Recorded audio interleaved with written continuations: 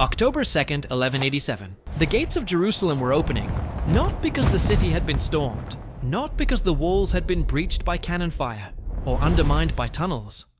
The gates were opening because the Crusader defenders had run out of hope. And the man outside had promised them something no one expected from an enemy they had spent 90 years learning to fear. He promised them their lives, not as slaves, not in chains. He promised every man, woman, and child inside Jerusalem the right to leave safely, to take their possessions, to walk free, in exchange for the peaceful surrender of the most contested piece of ground in human history. 90 years earlier, when the First Crusade had taken Jerusalem, the Christian army had massacred every Muslim and Jewish person they found inside the walls.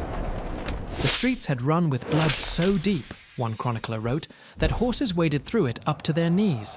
The man who chose differently, the man who gave mercy when history expected vengeance, was Saladin Yusuf ibn Ayyub, the man the Crusaders called Saladin. He was the greatest military commander of the medieval Islamic world. He was the man who ended the Crusader Kingdom of Jerusalem. He fought the most powerful Christian armies of his age: Richard the Lionheart, the Knights Templar, the full military might of the crusading movement, and he defeated them. But what made him extraordinary was not the sword. It was what he chose to do after the sword had won. To understand Saladin, you need to understand the world he was born into.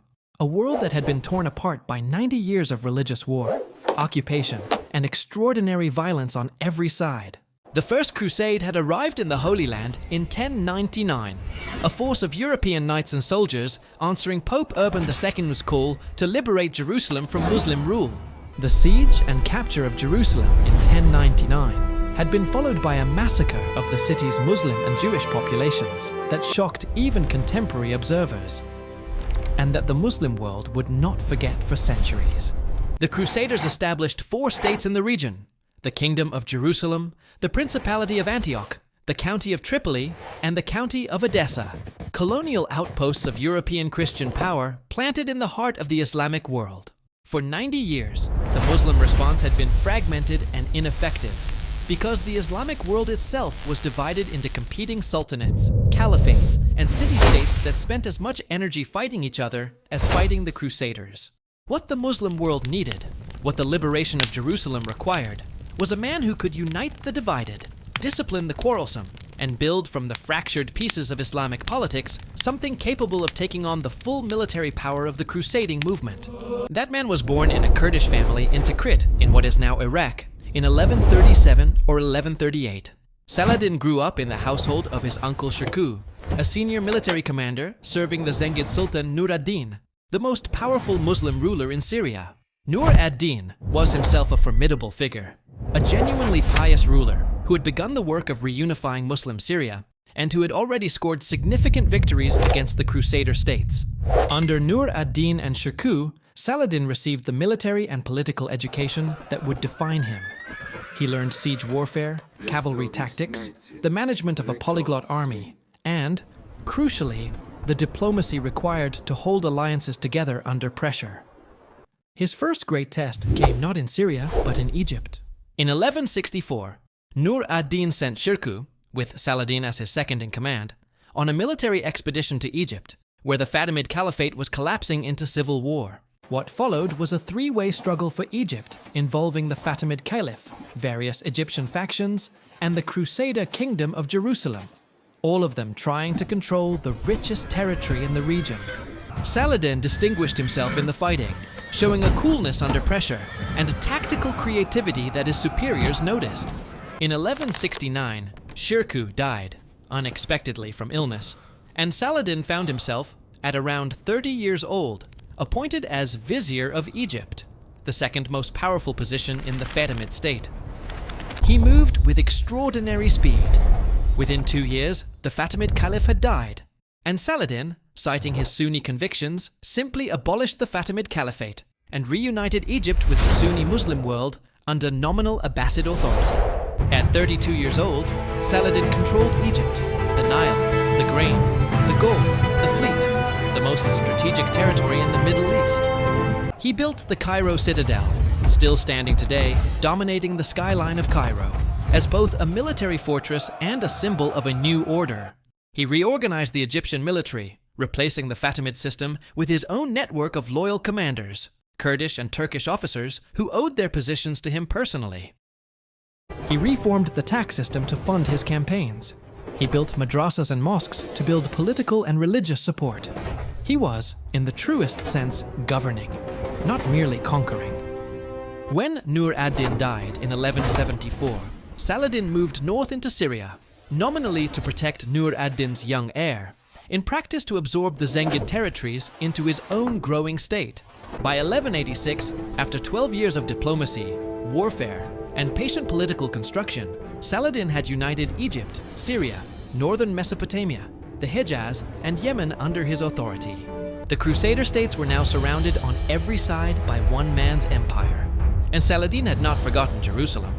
By 1186, Saladin had a treaty with the Kingdom of Jerusalem, an uneasy truce that both sides knew was temporary. The Crusader Kingdom was itself in deep internal crisis. King Baldwin IV, the legendary leper king who had fought Saladin for a decade with extraordinary courage, had died. A power struggle had left a weak king on the throne and a dangerous faction in control of the military. That dangerous faction was led by Raynald de Chatillon, the lord of the fortress of Kerak, one of the most reckless and violent men in Crusader history. Raynald had already broken every truce he had ever agreed to. He had attacked Muslim pilgrimage caravans. He had launched a naval expedition into the Red Sea, the most sacred Islamic maritime route, and threatened the holy cities of Mecca and Medina. Saladin had personally sworn to kill him for it. In late 1186, Raynald attacked a Muslim merchant caravan passing through his territory, in direct violation of the existing truce. The caravan included the sister of Saladin. When Raynald refused to release the prisoners or return the goods, Saladin sent to King Guy of Jerusalem demanding justice. King Guy did nothing. He could not, or would not, control Raynald. Saladin declared jihad. In the spring of 1187, Saladin assembled the largest army he had ever fielded, approximately 30,000 soldiers, including 12,000 heavy cavalry, and began moving toward the Kingdom of Jerusalem. The Crusader Kingdom responded by calling every man it could find to arms. King Guy assembled approximately 20,000 soldiers, including every knight in the kingdom, the full military orders of the Templars and Hospitallers, and every mercenary he could hire. The Crusader army was well positioned. They had water, they had supplies. Their position at Safaria was strong, and every experienced commander in the army told King Guy to stay there and let Saladin come to them. Saladin understood this. He needed to make Guy move. He needed to draw the Crusader army away from its water and its strong position onto ground where his cavalry could destroy it. He chose his bait carefully. He moved his army to besiege the town of Tiberias, on the shore of the Sea of Galilee, which happened to be the property of the Countess of Tripoli, wife of one of Guy's most senior commanders. The commander whose wife was in Tiberias, Raymond of Tripoli, was the first to say, "Do not march." He told Guy directly, "Saladin wants us to move. It's a trap. Even if Tiberias falls, we can take it back later. Do not leave the water." Raynald de Chatillon disagreed. He called Raymond a coward. He called it shameful to leave Christian women to Muslim captivity. He worked on Guy's pride and Guy's fear of appearing weak. That night, King Guy changed his mind. Against every piece of military advice he had received, he ordered the army to march at dawn toward Tiberias. The Crusader army began its march on July 3rd, 1187. It was the height of the Palestinian summer. The temperature on the plateau above the Sea of Galilee was brutal. 40 degrees, no shade, no water. Saladin's cavalry swarmed around the column from the moment it moved, not attacking directly, but harassing, probing, cutting off stragglers, preventing the army from moving as fast as it needed to. Saladin also used fire. By nightfall on July 3rd, the Crusader army had not reached water. They camped on the plateau, dry, exhausted, horses desperate with thirst. During the night, Saladin's army completed its encirclement. At dawn on July 4th, 1187, the Crusader army tried to break through to water, The Knights Templar in the The rear Templar were hit rear by a guard, massive the Ayyubid white-mantled assault knights, that nearly fought with destroyed them desperate before the main ferocity, battle had knowing they even were the begun. last line. Saladin directed the battle from a ridge above, watching, adjusting, sending units left and right with the precision of a commander who had prepared every contingency. The infantry, cut off from the cavalry, took shelter on a hill called the Horns of Hattin. The cavalry charges toward the lake failed 5 times. On the 6th attempt, a large contingent of Crusader cavalry simply rode through the Ayyubid lines and kept going. They did not come back. When King Guy's red tent, the symbol of royal command, was seen to fall on the hilltop, the battle was over. The Kingdom of Jerusalem had lost its entire army in one afternoon. After the battle, the prisoners were brought before Saladin in his tent. Among them was King Guy of Jerusalem. Guy was shaking with heat and exhaustion. Saladin offered him chilled water, a gesture of hospitality that, by the conventions of Islamic warfare, meant his life was guaranteed. Guy passed the cup to Raynald de Chatillon, standing beside him. Saladin reminded Raynald of his crimes, the merchant caravans, the Red Sea expedition, the broken truces. He gave Raynald the chance to convert to Islam and save his life. Raynald refused. Saladin drew his sword and executed Raynald himself. He then turned to King Guy and said, "Kings do not kill kings." The Knights Templar and Hospitaller captured at Hattin were executed, not as an act of cruelty, but as a calculated military decision. These military orders fought specifically against Islam. They never ransomed themselves, and they were an existential threat. Saladin had them killed. Everyone else was ransomed or released. After Hattin, the cities of the Crusader Kingdom fell one after another like dominoes. Acre, the greatest port in the Crusader Kingdom, gone in days. Beirut, gone. Ascalon, gone. The great coastal cities that had sustained the Crusader states for a century, surrendering almost without resistance, their garrisons simply too small to fight after Hattin had consumed the kingdom's army. By September 1187, only Jerusalem remained. The city was defended by approximately 60,000 refugees, civilians who had flooded in from the fallen cities, and a garrison of barely enough fighting men to man the walls. Saladin arrived and offered terms. He offered to let every person in Jerusalem go free in exchange for a ransom. 10 dinars for a man, 5 for a woman, 1 for a child. The Crusader commander, Balian of Ibelin, asked Saladin to lower the ransom. He pointed out that there were 20,000 poor people in the city who could not pay. Saladin's response was extraordinary. He released 7,000 of the poorest people for free. Then he gave his own brother Saladin 1,000 more to release. Then he released another 1,000 himself, just because. On October 2nd, 1187, exactly 88 years after the Crusaders had massacred Jerusalem's population, Saladin entered the city. There was no massacre. There was no looting of Christian churches. The Church of the Holy Sepulchre, the holiest site in Christianity, was left untouched. The contrast with 1099 was so stark that Christian chroniclers, enemies, men who had every reason to depict Saladin as a monster, were forced to acknowledge what had happened. The fall of Jerusalem sent shockwaves through Europe that resulted in the Third Crusade, the most powerful military expedition ever assembled by the crusading movement. 3 kings took the cross: Frederick Barbarossa of the Holy Roman Empire, Philip II of France, and Richard III of England, the most formidable trio of European rulers in a generation, all heading for the Holy Land. Frederick Barbarossa drowned crossing a river in Anatolia, an absurd end to the most powerful ruler in Europe, and his German army dissolved. 2 kings remained. Richard I of England, Richard the Lionheart, arrived in 1191 and immediately demonstrated why he is remembered as one of the greatest military commanders in medieval European history. Richard was everything that Saladin was not. Impulsive where Saladin was measured, aggressive where Saladin was patient, focused entirely on military victory, where Saladin balanced military and political objectives. At the Battle of Arsuf, Richard defeated a major Ayyubid force, the only time in the entire Third Crusade that a pitched battle produced a clear result. He marched his army in a tight formation that Saladin's cavalry could not break, and then launched a devastating charge at exactly the right moment. Saladin was beaten. He acknowledged it directly. writing that at Arsuf, the Franks showed extraordinary discipline and courage, and that his cavalry could not break them. But Saladin was never decisively beaten. Richard won battles. Saladin denied him the war.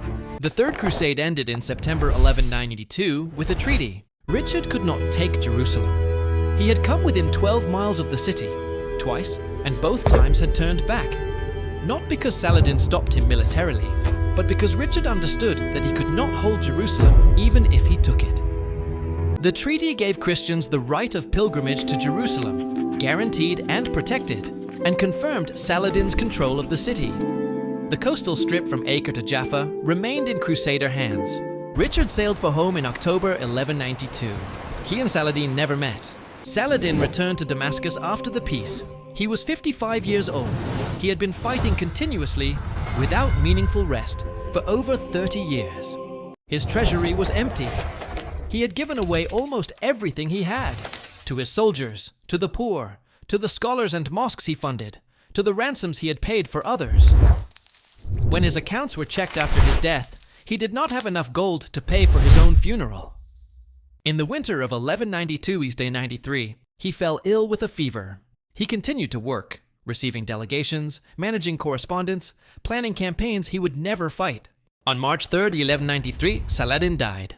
He was 55 or 56 years old. He had ruled Egypt and Syria for 24 years. He had united the Islamic world, defeated 3 crusades, and retaken Jerusalem. The response to Saladin's death was unlike the response to almost any other medieval ruler's passing. His enemies grieved for him too. A Latin chronicler wrote that when the news of Saladin's death reached the Crusader camp, even his enemies mourned him. Because even his enemies knew that they had been dealing with someone extraordinary. But what does his legacy actually mean? What did Saladin change? He changed what people believed was possible.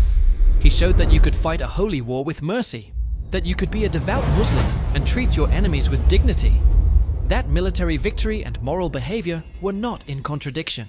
He showed that the standards you hold yourself to, especially when you have won, especially when you have the power to do anything you want, define you more completely than any battle. 800 years after his death, Saladin is remembered in the Arab world as the greatest hero of Islamic history. He is taught in European schools as an example of chivalry. He is cited by historians on every side of the debate about what the Crusades were and what they meant. He is one of the very few figures in history who is claimed as a hero by people who hold completely opposite views of the conflict he fought in. Christians and Muslims, East and West. The man who retook Jerusalem and was mourned by the people he took it from.